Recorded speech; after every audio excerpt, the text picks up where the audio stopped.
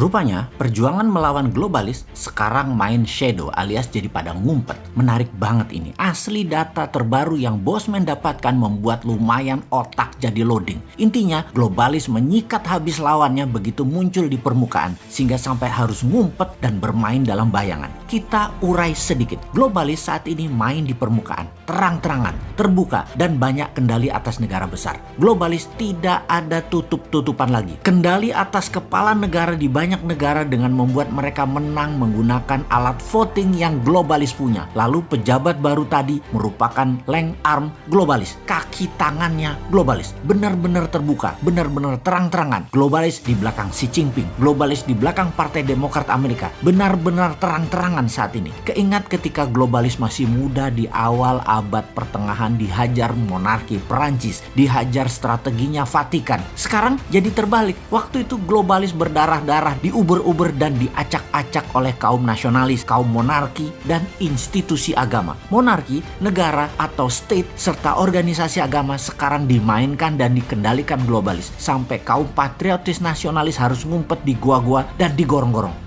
Jangan gorong-gorong, beda. Artinya beda. Di gua aja ya. Oke, to make story short, rupanya lawannya globalis membentuk aliansi bernama atau berkode patriotis saat ini. Nah, Bosman jadi kesangkut lagi deh karena mengambil mazhab patriotik nasionalis. Jadi kita dicap anti globalis garis keras yang pada kenyataannya ya memang iya. Maka kita lihat apa yang akan dilakukan oleh kaum patriotis ke depannya. Bagaimana? Ada data analisa intelijen mengatakan untuk globalis mengendalikan dunia, strateginya adalah membawa harga minyak yang saat ini $64 per barel ke arah $100 lagi. Duar, ini strategi perang baru. Ini namanya perang energi. Masih too early atau terlalu cepat si Bosman ini informasinya. Tetapi kebiasaan sebagai orang yang melihat sesuatu dari threat analysis, maka yang jauh sudah dianalisa dan diantisipasi walaupun jauh kemungkinannya terjadi atau kemungkinannya masih lama. Apa yang akan terjadi kalau minyak $100 per barel? Ini akan membuat banyak negara semakin tergantung globalis. Sehubungan dengan itu, komoditi lain ikut naik harganya. Dan kalau Indonesia pinter, di sini Indonesia lah harusnya yang paling diuntungkan. Ini yang sering kaum new mind gregetan atas apa yang negara Indonesia harusnya bisa cantik bermain di geopolitik dunia. Nah, koda kapal harus pandai memainkan layar dan kendali. Harus pandai memainkan rem tangan dan pedal gas. Harus pandai kapan tali layangan diulur atau ditarik. Jadi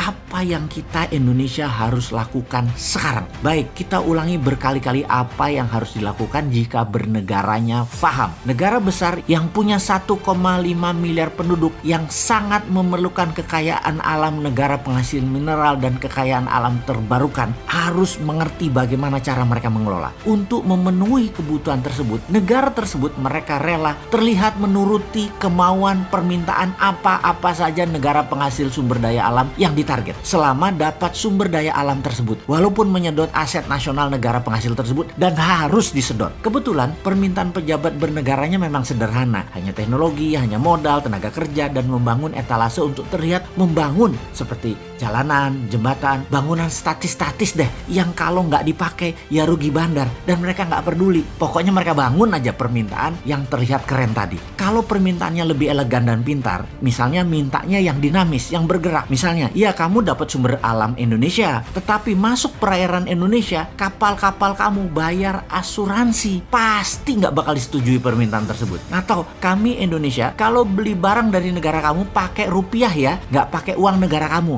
Nah itu baru NKRI garis lurus pejabatnya. Tapi sudahlah, mereka sedang menikmati enaknya jabatan. Nggak apa-apa juga. Si Sontoloyo ini hanya sirik aja, sudah goblok, nggak paham, nggak punya jabatan. Ya minggir aja deh lu. Untuk itu apa sih ide Mardigunation dalam situasi begini? Yang harus dilakukan adalah setiap gram hasil tambang mineral jadi solid barangnya menjadi underlying rupiah. Kita harus memiliki bursa komoditi spot price. Rupiah emas, rupiah nikel, rupiah osmium, rupiah palladium, rupiah thorium, rupiah koper, rupiah silver, dan lain sebagainya dengan harga bid offer yang diatur oleh mekanisme pasar produsennya di Indonesia. Tidak mengacu harga internasional. Globalis tidak bisa transaksi di bursa lokal Indonesia kecuali barangnya yang dibeli di bursa Indonesia tersebut untuk pabrik manufaktur yang ada di dalam negeri Indonesia. Gak apa-apa pabrik itu milik globalis selama barang Indonesia tadi dijual di Indonesia memenuhi kebutuhan domestik dan globalis bukan satu-satunya perusahaan manufaktur di Indonesia tentunya untuk itu. Bursa komoditi spot market ini bisa menjadi bursa terbesar di dunia karena bahan baku Indonesia berlimpah. Inilah efek penggentar atau efek tawar komoditi Indonesia yang jadi SWF aslinya, yaitu menggunakan SDA sumber daya alam Indonesia dan